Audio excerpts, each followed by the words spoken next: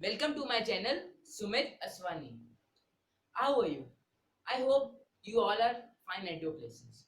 Today we will study the topic physical quantities and measurement. Starting with the topic, we will study about density first. Density of a substance is defined as its mass per unit volume. किसी भी substance की density होती है उसका मास per unit volume. मास क्या होता है?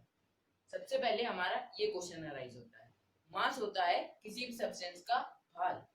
जैसे हमारे पास अभी ये ग्लास है, इसका भार इसका मास है. जितना भी मास को मेजर करने की डिवाइस होती है फिजिकल बैलेंस, इसको एक फिजिकल बैलेंस से मापा जा सकता है. The lightness or heaviness of an object is directly related to its density. The lightness, किसी भी सब्सटेंस की लाइटनेस या हैवीनेस डायरेक्टली रिलेटेड होती है उसकी डेंसिटी से. जैसे ये एक ग्लास है और ये पाउडर है.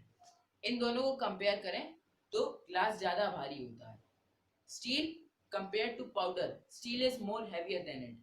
सो we most of the time say that glass density is more. इसका मतलब है कि ग्लास की डेंसिटी पाउडर से ज्यादा है. तो हमने ये तो समझ लिया डेंसिटी होती है मास पर यूनिट वॉल्यूम, लेकिन इसका फॉर्मूला भी होता है. तो इसका फॉर्मूला होता है जब हम वॉल्यूम को मास से डिवाइड करते हैं. जैसे density equals to mass upon volume, और we can say D equals to m upon v. Solids की डेंसिटी कैसे मेजर करें? हम लोग रेगुलर सॉलिड्स जैसे रेक्टेंगल, स्क्वायर, इन सब की डेंसिटी फॉर्मूला को यूज करके मेजर कर सकते हैं. But how to measure the density of irregular solids? उसके लिए जैसे मेरे पास ये पत्थर है, इसकी डेंसिटी हम फिजिकल बैलेंस को इसका मास हम फिजिकल बैलेंस को यूज करके मेजर कर सकते हैं. लेकिन इसका वॉल्यूम लेने के लिए हमें ये जानना जरूरी है कि पहले वॉल्यूम क्या है. Volume, a space occupied by any object is called its volume. तो इसकी वॉल्यूम मेजर करने के लिए हम एक एक्टिविटी करेंगे.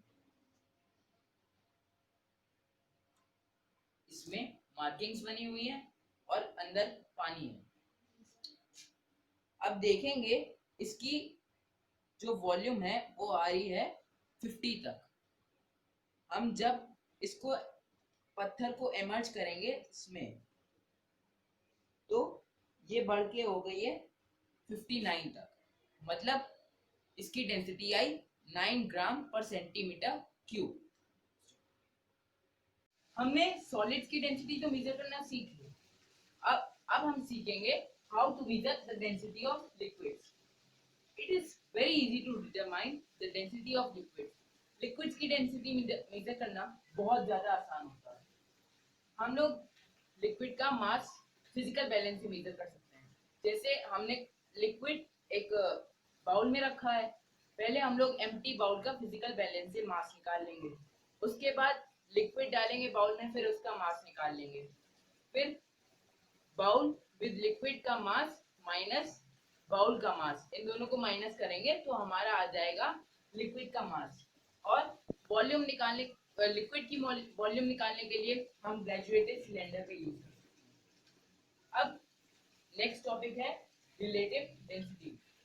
The relative density of a substance is defined as the ratio of density of a substance to density of water at 4 degree Celsius.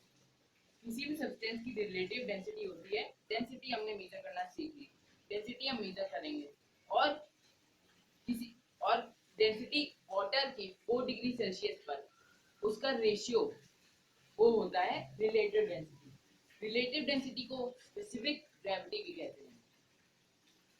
तो अब हम पढ़ेंगे फॉर्मूला ऑफ आरडी या रिलेटेड डेंसिटी. वो फॉर्मूला है density of substance upon density of water at 4 degree Celsius. Density होती है मास upon volume. तो रिलेटेड डेंसिटी लिखी जाती है मास upon volume divided by mass of water at 4 degree Celsius upon volume of water. तो formula बना RD का mass of substance upon mass of water at 4 degree Celsius. तो definition है the relative density can also be defined as the ratio of mass of substance upon mass of water at 4 degrees Celsius. Density is equals to related density into 1 gram per centimeter cube, or density is equals to related density into 1000 kilogram per meter cube. अब हम एक numerical पढ़ेंगे related density और density के लिए। हमारे पास एक कोल का पीस है, उसका मास है 40 ग्राम और वॉल्यूम है 30 ग्राम पर सेंटीमीटर क्यूब। तो डेंसिटी ऑफ कोल का फॉर्मूला होगा मास अपॉन वॉल्यूम, तो आएगा 40 upon 30 per gram centimetre cube. तो आंसर आएगा 1 gram 1.33 gram per centimetre cube. तो रिलेटिव डेंसिटी आएगी 1.33। Flotation and sinking. Relative density से हमें पता चलता है फ्लोटेशन और सिंकिंग की एप्लीकेशंस। मतलब अगर किसी भी सब्सटेंस की रिलेटिव डेंसिटी 1 से कम या 1 के बराबर होती है तो वो वाटर पे फ्लोट करता है, जैसे kerosene, cooking oils, cork, would etcetera.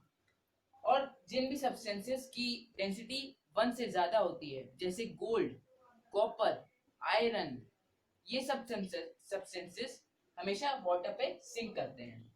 अब हम कुछ पढ़ेंगे applications of flotation.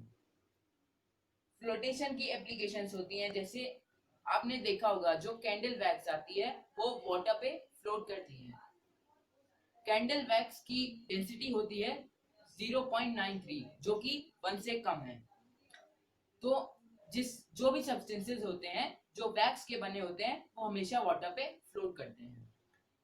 It is easier to swim in sea water than in river water, क्योंकि सी वाटर में dissolved impurities, salts and minerals होते हैं, इसीलिए उसमें स्विम करना ज्यादा इजी होता है। The density of ice is less than water, तभी आइसबर्ग्स सी वाटर पे फ्लोट करते हैं और रिवर वाटर पे नहीं। जो कार्गो शिप्स होते हैं जो कभी कभी रिवर पे फ्लो करते हैं, तो रिवर में सी वाटर जितने हाई सॉल्ट्स नहीं होते, उसमें बहुत कम सॉल्ट्स होते हैं, इसीलिए शिप्स में प्लिम्स और लाइंस बनी होती हैं। उन लाइंस से ज्यादा हमें कार्गो शिप्स पे नहीं चढ़ाना चाहिए ताकि शिप उसमें इजीली फ्लोट कर सके। अगर प्लिम्स और लाइन से वाटर ऊपर चला जाता है तो इसका मतलब है कि वाटर शिप के सिंक करने का चांस ज्यादा बढ़ जाएगा। Thank you, it's all for today. I hope आप सबको ये वीडियो अच्छा लगा होगा। ये मेरा पहला वीडियो था और इसमें जो भी गलतियां हुई होंगी वो मैं नेक्स्ट वीडियो में नहीं करूंगा, इसीलिए please show your love and subscribe, like and share my channel. Thank you. Have a nice day.